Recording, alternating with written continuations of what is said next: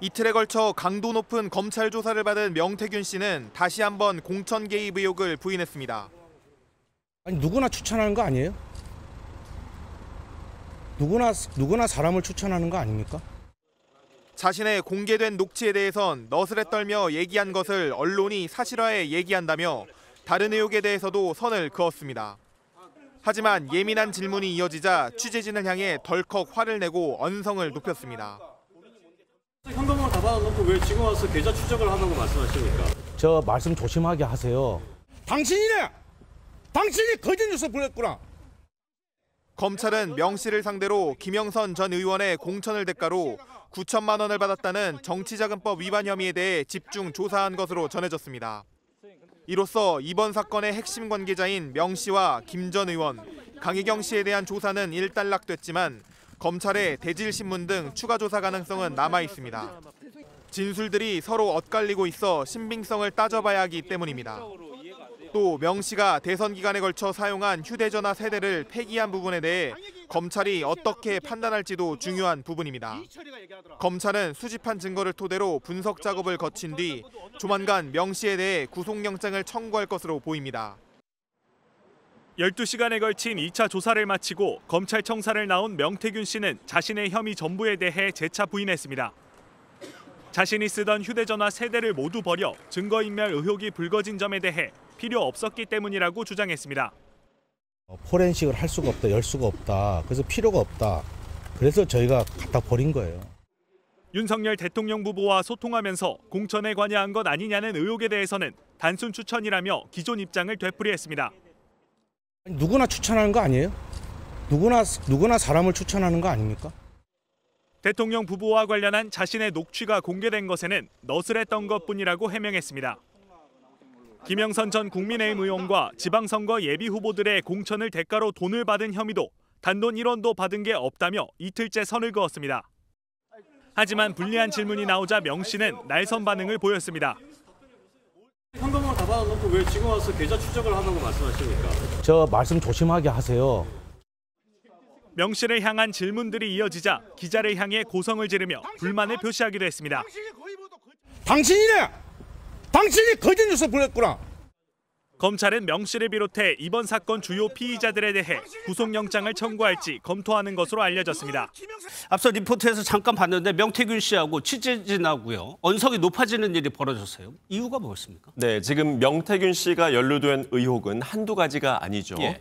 정치자금법 위반 혐의와 공천 개입, 창원 국가산단 선정 개입 등 의혹 전반을 검찰이 수사하고 있습니다. 명 씨는 이렇게 된 게 언론 탓이라고 보고 있습니다. 기자들을 향한 강한 불만을 숨기지 않았는데요. 예를 들면 기자가 특정 의혹에 대해서 일반 상식선에서 이해가 안 간다라고 말을 하자 본인 상식이겠죠라고 받아치는가 하면 질문하는 기자를 향해서 당신이 검찰이냐고 따져 묻는 등 매우 신경질적인 반응을 보였습니다. 예, 어제 저희가 명 씨가 휴대전화를 4개 사용했다고 전해드렸고 특히나 중요했던 대선 기간 때 사용했던 휴대전화 폐기했다고 전해드렸는데 그 이유를 오늘 직접 설명을 했습니다. 그렇습니다. 명 씨가 지금 쓰는 휴대폰을 제외하고 대선 기간에 걸쳐서 사용한 휴대전화가 총 3대입니다. 이를 모두 폐기한 걸로 알려져 있습니다. 과거 사용하던 휴대전화의 잠금이 풀리지 않아서 포렌식 업체를 찾아갔는데 거기서도 결국 잠금을 풀지 못해서 버렸다고 명 씨는 설명을 하고 있습니다. 예, 그런데 성 기자, 잠금이 풀리지 않았다고 해서 버렸다. 네. 좀 쉽게 납득이 되지 않아요. 그 부분이 선뜻 잘 이해가 되지 않는 예. 부분입니다. 이 명 씨가 잠금을 풀 의지가 있었다면 다른 포렌식 업체를 찾아가서 휴대전화를 또 맡기거나 아니면 일단 본인이 가지고 있다가 향후에 다시 잠금을 풀려고 시도를 해보거나 할 수도 있었을 텐데요. 하지만 명 씨는 당시에 잠금이 풀리지 않아서 바로 버렸다고 합니다. 예. 또 하나요. 그동안 들었던 녹취나 이런 거와는 달리 자신은 그렇게 힘 있는 사람이 아니다. 이렇게 또 얘기를 했어요. 예, 그렇습니다. 명 씨는 내가 힘이 있었다면 장인, 장모 그리고 배우자까지 한 자리씩 만들어서 월급을 받게 하지 않았겠느냐라고 말을 했습니다. 그러면서 명 씨는 다시 한번 자신은 1원도 받은 게 없다고 강조를 했는데요.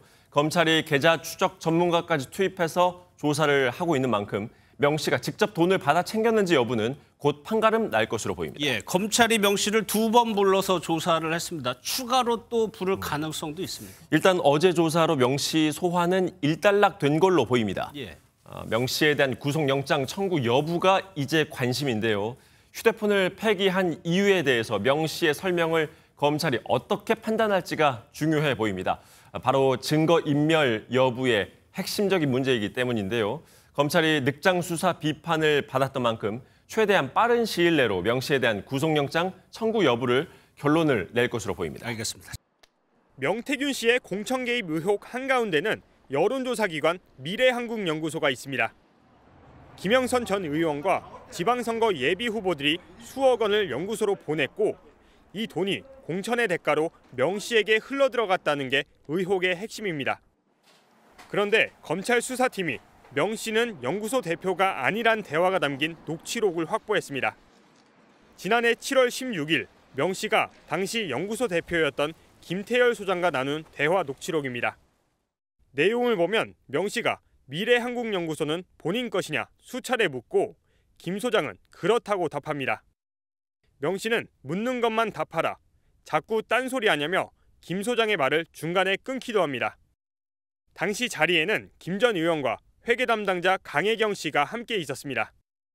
해당 녹취록에 대해 강 씨는 정상적인 대화가 아니었다며 당시 선관위 조사에 대비해 명태균과 김영선이 짠 것이라고 MBN에 털어놨습니다. 지난해 7월은 선관위에서 불법 여론조사 의혹을 조사하던 때로 이에 대비해서 자기적으로 꾸민 대화라는 겁니다. 이 같은 강 씨 측 주장에 대해 명 씨 측은 강 씨 주장을 바탕으로 물타기하고 있다며 즉답을 피했습니다. 검찰은 해당 녹취록이 명 씨가 꾸며서 만든 대화 내용은 아니었는지 신빙성을 확인하고 있습니다. 먼저요, 명태균 씨 오늘 검찰에 출석하면서 언론에 대해서 상당히 불쾌하다는 감정을 드러냈습니다. 네, 그렇습니다. 오늘 출석 때 한 말 한번 들어보겠습니다. 예. 저는 정치자금법 수사로 왔어요.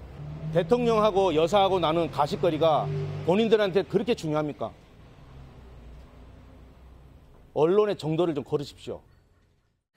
그런데 정치자금법 위반 조사랑 명 씨가 그 가십거리라고 표현한 대통령 부부와의 관계가 서로 엮여 있는 거 아닌가요? 네, 맞습니다. 이 명태균 씨의 압수수색 영장 청구서에도 적혀 있는 정치자금법 위반 혐의는 김영선 전 의원 공천과 관련해 정치자금을 받은 혐의입니다. 하지만 명 씨는 이 돈은 김영선 전 의원에게 빌려준 돈을 받은 것일 뿐 정치자금과 관계가 없고 공천 개입도 대통령 부부와 주고받은 단순한 가십거리다, 이렇게 주장하고 있는 거죠. 이 가십거리를 공천 개입으로 언론이 몰고 갔다는 건데 본인의 사법 처리를 피하기 위한 전략으로 풀이됩니다. 예. 그리고 또 지금까지 나온 보도를 보면 명 씨가 직접 대통령 부부와의 관계를 본인이 직접 언급한 적이 많았었잖아요. 네, 맞습니다. 이 김건희 여사와 직접 주고받았던 오빠 표현이 등장하는 메시지를 공개한 게 바로 명태균 씨였습니다. 예. 또 자료 준비해서 매일 공개하겠다라든지 이런 식으로 폭로 예고 뉘앙스를 풍기면서 또 대통령 만들기가 제일 쉬웠다, 이런 말도 직접 했었죠. 무엇보다 명 씨와 대통령 목소리가 담긴 녹음이 잇따라 공개됐었던 만큼 명 씨가 말한 가십거리로 치부하기는 어렵습니다. 이 명 씨는 오늘 언론이 거짓의 산을 만들고 있다고 주장했지만 설득력이 약하다는 지적이 나옵니다. 예, 저희 단독 보도 내용도 한번 보겠습니다. 명 씨가 미래한국연구소의 실소유주가 아니라는 녹취록을 제출했다는 거죠. 이것이 명 씨에게 도움이 될까요? 이 명 씨에게 마냥 유리하다고만 보기는 어려울 수가 있습니다. 예. 대법원은 실소유자가 본인이라는 김 소장 말이 인정되려면 신빙할 수 있는 상태, 즉 허위 개입의 여지가 없이 믿을 수 있는 환경에서 한 말이어야만 믿을 수 있다, 이렇게 기준을 제시하고 있습니다. 이 명 씨 대화 상대였던 김 소장이 명 씨와 김영선 전 의원이 짜고 만든 대화였다, 이렇게 주장하고 있는 만큼 검찰이 신빙성을 따져볼 걸로 보입니다. 예, 또 하나요. 휴대전화를 폐기했다는 부분이요. 증거인멸 수사는 어떻게 진행되고 있습니까? 이 앞선 리포트에서 보도해드렸던 대로 명 씨가 두 번째 휴대전화는 비밀번호를 모른다든지 그리고 폐기했다든지 또 세 번째 휴대전화는 처남에게 휴대전화를 버리라고 지시한 정황, 이런 것들이 영향을 줄 수가 있습니다. 이 명 씨는 인멸이 아니라 데이터를 옮긴 것뿐이라는 주장을 하고 있죠. 하지만 명 씨가 구속되면은 검찰의 칼끝이 공천 개입에 관련한 정치권 윗선으로 향할 가능성이 나오고 있습니다.